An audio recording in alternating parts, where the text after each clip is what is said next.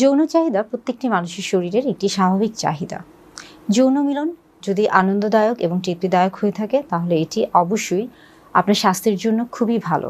তবে যদি এই বিষয়টি আপনার জন্য আনন্দদায়ক না হয়ে থাকে তাহলে এটা কিন্তু আসলে একটু বেদনাদায়ক।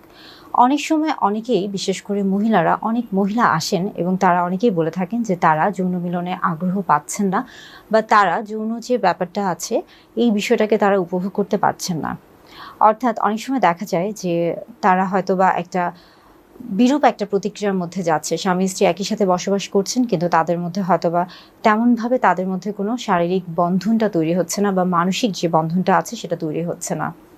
এটা আসলে কেন হয়? অনেক সময় দেখা যায় যে আমরা মনে করি যে আমাদের হয়তোবা বিভিন্ন রকম কাজে আমরা থাকি, ব্যস্ত থাকি। আজকাল আমাদের যে জীবনযাপনের যে প্রক্রিয়া, যে আমাদের যে জৈবিক যে চাহিদাগুলো রয়েছে, আসলে সবকিছু মেটাতে গিয়ে আমরা দেখা যাচ্ছে যে অনেক বেশি যান্ত্রিক জীবনে চলে গিয়েছি। তো অনেক সময় আমাদের ক্ষেত্রে আসলে সম্ভব হয় না যে হয়তোবা অনেক সময় দেখা যাচ্ছে যে আমাদের ইচ্ছা থাকছে কিন্তু আমাদের শরীর কিন্তু আমাদেরকে সাপোর্ট দিচ্ছে না।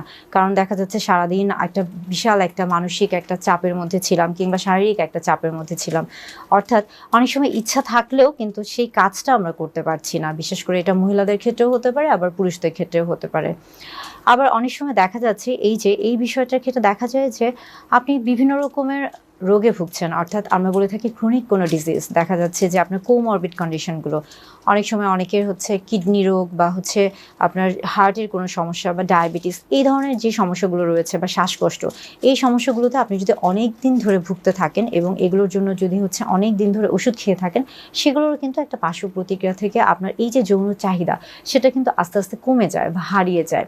আবার অনেক সময় দেখা যাচ্ছে যে বিশ্বাস, প্রত্যেকটি স্বামী স্ত্রীর যে একটা বিশ্বাস বা মেলবন্ধনের যে ব্যাপারটা থাকে সেটা যদি না থাকে, সেটা যদি কমে যায়, বা অনেক সময় দেখা যাচ্ছে যে আপনার স্ত্রীর কথার স্ত্রী যে কথাগুলো বলছেন সেটা যদি গুরুত্ব সহকারে স্বামী যদি না শুনে থাকেন, তাদের মধ্যেও কিন্তু তখন যে হরমোনের যে ব্যাপারটা, অর্থাৎ যেই চাহিদাটা তৈরি হবে আমাদের শরীরের ভিতরে যে হরমোনগুলো এই ক্ষেত্রে কাজ করছে সেটা তখন ঠিকমতো কাজ করতে চায় না। বিশেষ করে এই ক্ষেত্রে কিন্তু ইস্ট্রোজেন হরমোনের একটা কিন্তু প্রভাব রয়েছে। এই প্রত্যেকটা কারণে কিন্তু দেখা যাচ্ছে যে যৌন মিলনে একটা অনীহা চলে আসে। যদি এমন সমস্যা হয়ে থাকে সেই ক্ষেত্রে সবসময় মনে রাখবেন যে আপনার যে সমস্যা এটা অবশ্যই সবার প্রথমে আপনি আপনার সঙ্গীর সাথে এটা খোলামেলা আলাপ করার চেষ্টা করুন। এটা এমন না যে আপনি আপনার সঙ্গীকে বললে উনি রেগে যাবে বা আপনাকে ভুল বুঝবে, বরং আপনারা যদি এরকম কোনো সমস্যায় ভুগে থাকেন তাহলে অবশ্যই খোলামেলাভাবে আলাপ আলোচনা করবেন। এবং যদি আপনাদের এই ক্ষেত্রে মনে করেন যে দুজন মিলে খোলামেলা আলাপ আলোচনা করার পরেও কোনো সমাধান হচ্ছে না, সেক্ষেত্রে অবশ্যই একজন চিকিৎসকের শরণাপন্ন হবেন। এক্ষেত্রে কিন্তু আমরা বলে থাকি যে কাউন্সিলিংয়ের যে বিষয়টা, যেমন দেখা যাচ্ছে যে অনেক সময় আমরা বলে থাকি যে কাপল থেরাপি, অর্থাৎ স্বামী স্ত্রী উভয়ের ক্ষেত্রে কাউন্সিলিংয়ের যে বিষয়টি এটাও করতে পারেন। আবার অনেক সময় আমরা বলে থাকি যে সেক্স থেরাপি, এটাও প্রয়োজন হয়ে থাকে। অনেক সময় অনেকে বুঝতে পারে না যে আসলে যে কোনভাবে, কোন বিষয়, কোন জিনিসটার প্রতি আসলে গুরুত্ব দিলে একজন নারীর বা একজন পুরুষের এই যে যৌন চাহিদাটা সেটা কিনা উত্তেজনাটা তৈরি হবে। তাই প্রত্যেকটা জিনিস আসলে সূক্ষ্মভাবে একটু বিবেচনা করতে হবে। যদি কোনো কারণে যৌন আগ্রহ আসলে কমে যায় বা যৌন আকাঙ্ক্ষা কমে যায়, সেটাকে আপনি সেক্ষেত্রে আপনি লজ্জা পাবেন না বা হতাশ হবেন না। আত্মবিশ্বাস বজায় রাখবেন সবসময় এবং আপনার যে নিকটস্থ চিকিৎসক রয়েছে তার শরণাপন্ন হবেন।